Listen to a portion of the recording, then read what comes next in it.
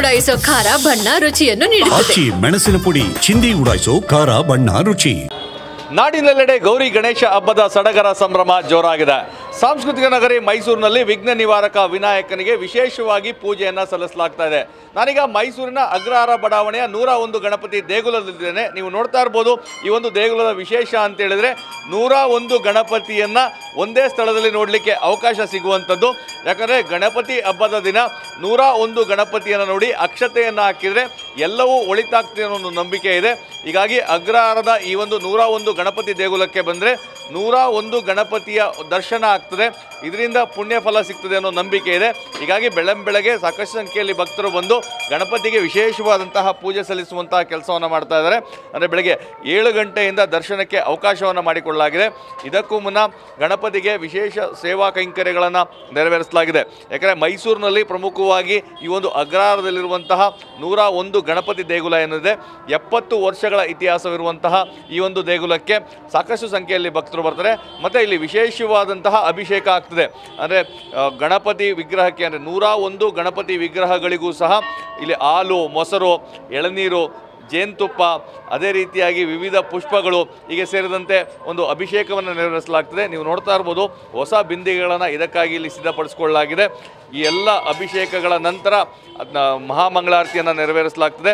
ಇವತ್ತು ವಿನಾಯಕನ ಚತುರ್ಥಿ ಇರೋದ್ರಿಂದಾಗಿ, ಆತನ ದಿನವೇ ಇರೋದ್ರಿಂದಾಗಿ ಒಂದು ಎಲ್ಲ ರೀತಿಯಾದಂತಹ ಸಿದ್ಧತೆಗಳನ್ನು ಮತ್ತು ಅಲಂಕಾರವನ್ನು ಮಾಡಿರುವಂಥದ್ದು. ಮತ್ತು ಈ ದೇವಸ್ಥಾನದ ಇನ್ನೊಂದು ವಿಶೇಷ ಅಂತ ಹೇಳಿದ್ರೆ, ರಾಶಿಗೆ ಅನುಗುಣವಾಗಿ ಗಣಪನಿಗೆ ಒಂದು ಪೂಜೆಯನ್ನು ಸಲ್ಲಿಸುವಂಥದ್ದು. ಅಂದರೆ ನಿಮ್ಮ ರಾಶಿ ಇರುವಂಥದ್ದು, ಈಗ ಅಶ್ವಿನಿ ನಕ್ಷತ್ರ ಇರ್ಬೋದು, ಮತ್ತು ಭರಣಿ ನಕ್ಷತ್ರ ಇರ್ಬೋದು, ಕೃತಿಕ, ರೋಹಿಣಿ ನಕ್ಷತ್ರ, ಮೃಗಶಿರ ನಕ್ಷತ್ರ, ಆರ್ದ್ರ ನಕ್ಷತ್ರ, ಅದೇ ರೀತಿಯಾಗಿ ಮೂಲ ನಕ್ಷತ್ರ, ಜ್ಯೇಷ್ಠ ನಕ್ಷತ್ರ, ಹೀಗೆ ನಕ್ಷತ್ರಗಳಿಗೆ ಅನುಗುಣವಾಗಿ ಆಯಾ ಗಣಪತಿಯನ್ನು ಪೂಜಿಸುವಂತಹ ಒಂದು ವ್ಯವಸ್ಥೆ ಇಲ್ಲಿ ಮಾಡಲಾಗಿದೆ. ಅಂದರೆ ಒಬ್ಬರಿಗೆ ಒಂದು ನಕ್ಷತ್ರ ಇರುತ್ತೆ. ಈಗ ಅಶ್ವಿನಿ ನಕ್ಷತ್ರದವರು ದ್ವಿಜ ಗಣಪತಿಯನ್ನು ಪೂಜೆ ಮಾಡುವಂಥದ್ದು, ಮತ್ತು ಭರಣಿ ನಕ್ಷತ್ರದವರು ಸಿದ್ಧಿ ಗಣಪತಿಯನ್ನು ಪೂಜೆ ಮಾಡಿದರೆ ಒಳಿತಾಗ್ತದೆ ಅನ್ನೋದು.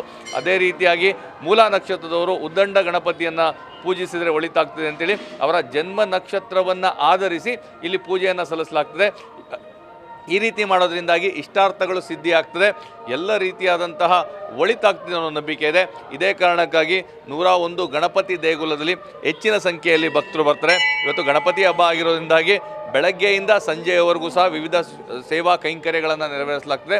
ಭಕ್ತರು ಸಹ ಸರತಿ ಸಾಲಿನಲ್ಲಿ ನಿಂತು ಗಣಪತಿಯ ದರ್ಶನವನ್ನು ಪಡೆಯುವಂಥ ಕೆಲಸವನ್ನು ಮಾಡ್ತಾರೆ.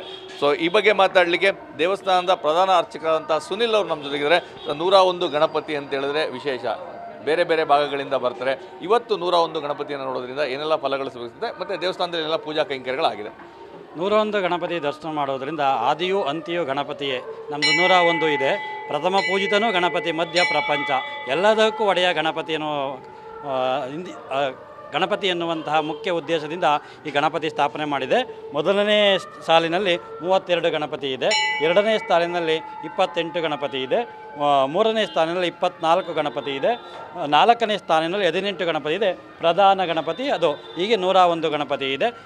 ಈ ದಿನ ಚೌತಿ ದಿನ 101 ಗಣಪತಿ ದರ್ಶನ ಮಾಡೋದರಿಂದ ಚೌತಿ ಚಂದ್ರನ ದರ್ಶನ ದೋಷ ನಿವಾರಣೆ ಆಗುತ್ತದೆ ಎನ್ನುವುದು ನಂಬಿಕೆ. ಮತ್ತು ಮೊದಲೆಲ್ಲ ಪ್ರತಿ ಮನೆಗೂ ಹೋಗಿ ಅಕ್ಷತೆಯನ್ನು ಹಾಕಿ ಬರ್ತಾಯಿದ್ರು. ಈಗ ಒಂದೇ ಕಡೆ ಇರೋದ್ರಿಂದ ಭಕ್ತಾದಿಗಳು ಇಲ್ಲಿ ಬಂದು ಅಕ್ಷತೆಯಾಗಿ ಕೈ ಮುಗಿಯೋದ್ರಿಂದ ಅವರ ಕಷ್ಟಗಳೆಲ್ಲ ನಿವಾರಣೆ ಆಗುತ್ತದೆ. ಮತ್ತು ಈ ದಿನ ಬೆಳಿಗ್ಗೆ 10 ಗಂಟೆಗೆ ಮಹಾರುದ್ರಾಭಿಷೇಕ, ಸುಮಾರು ಒಂದು 30 ಬಗೆಯ ವಿವಿಧ ದ್ರವ್ಯಗಳಿಂದ ಹಾಲು, ಮೊಸರು, ತುಪ್ಪ, ಜೇನುತುಪ್ಪ, ಸೌತೆಕಾಯಿ, ಖರ್ಜೂರ, ಹೀಗೆ ಒಂದು ಕ್ಷೀರೇ ಕ್ಷಯತೆ ಪಾಪ, ಹಿಂಗೆ ಒಂದೊಂದು ಅಭಿಷೇಕ ಮಾಡೋದ್ರಿಂದ ಒಂದೊಂದು ಫಲ. ಮೊಸರದಿಂದ ಧಾನ್ಯ ವೃದ್ಧಿ, ತುಪ್ಪದಿಂದ ಜ್ಞಾನ ವೃದ್ಧಿ, ಜೇನುತುಪ್ಪದಿಂದ ಒಳ್ಳೆಯ ಮಾತು, ಸಕ್ಕರೆಯಿಂದ ಕಲ್ಮಶ ನಿವಾರಣೆ, ಹಿಂಗೆ 30 ಥರದ ದ್ರವ್ಯಗಳಿಂದ ಸ್ವಾಮಿಗೆ ಅಭಿಷೇಕ ಮಾಡೋದ್ರಿಂದ ಆ ಫಲಗಳು ಮಾಡಿಸುವಂಥ ಭಕ್ತಾದಿಗಳಿಗೆ ಸಿಗುತ್ತದೆ. ಇದರ ಜೊತೆಗೆ ಆ ನಕ್ಷತ್ರವನ್ನು ಆಧರಿಸಿ ಪೂಜೆ ಸಲ್ಲಿಸುವಂಥದ್ದು. ಈಗ ಮೂಲ ನಕ್ಷತ್ರದವರಿಗೆ ಒಂದು ಗಣಪತಿಯನ್ನು ಪೂಜೆ ಮಾಡಬೇಕು, ಅಶ್ವಿನಿ ನಕ್ಷತ್ರದವರು ಒಂದು ಗಣಪತಿಯನ್ನು ಪೂಜೆ ಮಾಡಬೇಕು. ಏನಿದು ವಿಶೇಷ ಅಂತ? ಅದೇ ಈಗ ಅಲ್ಲಿಗೆ ಹಾಕಿದ್ದೀವಿ ನಾವು ಬೋರ್ಡು. ಈಗ ಒಂದು ನಕ್ಷತ್ರ, ಈಗ ಬಾಲಗಣಪತಿ, ಈಗ ಸಂತಾನ ಇರಲ್ಲ, ಅವರು ಬಾಲಗಣಪತಿ ಆರಾಧನೆ ಮಾಡೋದ್ರಿಂದ ಸಂತಾನ ಪ್ರಾಪ್ತಿ. ಈಗ 30 ಗಣಪತಿಗಳಿಗೂ ಒಂದೊಂದು ವಿಘ್ನ ಗಣಪತಿ ಇರುತ್ತೆ. ವಿಘ್ನಗಳು ಜಾಸ್ತಿ ಆಗ್ತಾ ಇರ್ತದೆ. ಆ ವಿಘ್ನ ಗಣಪತಿ ಆರಾಧನೆ ಮಾಡೋದ್ರಿಂದ ವಿಘ್ನಗಳು ನಿವಾರಣೆ ಆಗುತ್ತೆ. ಏರಂಬ ಗಣಪತಿ ಅಂತಿದೆ, ಜ್ಞಾನ, ಮಕ್ಕಳು ಚೆನ್ನಾಗಿ ಓದ್ತಾ ಇರಲ್ಲ, ಹಂಗೆ ಹಿಂಗೆ 30 ಏರಂಬ ಗಣಪತಿ ಪೂಜೆ ಮಾಡೋದ್ರಿಂದ ಅವರ ಜ್ಞಾನ ವೃದ್ಧಿ ಆಗುತ್ತೆ. ಹೀಗೆ 32 ಗಣಪತಿಗಳಿದೆ. ಈ ಒಂದೊಂದು ಗಣಪತಿ ಒಂದೊಂದು ಫಲಗಳನ್ನು ಕೊಡ್ತದೆ. ಖಂಡಿತ ಬೆಳಗ್ಗೆಯಿಂದ ಬರ್ತಾ ಇದ್ದಾರೆ. ಇನ್ನು ಸಂಜೆಗೆ ಜಾಸ್ತಿ ಜನಗಳಾಗ್ತಾರೆ. ಸಂಜೆ 4 ಗಂಟೆಗೆ ಮಹಾಮಂಗಳಾರತಿ ಚಂದ್ರವನ ಆಶ್ರಮದ ತ್ರಿನೇತ್ರ ಸ್ವಾಮಿಗಳ ದಿವ್ಯ ಸಮ್ಮುಖ ಮತ್ತು ಈ ಕ್ಷೇತ್ರದ ಶ್ರೀವತ್ಸರವರದ ಉಪಸ್ಥಿತಿಯಲ್ಲಿ ನೆರವೇರುತ್ತದೆ.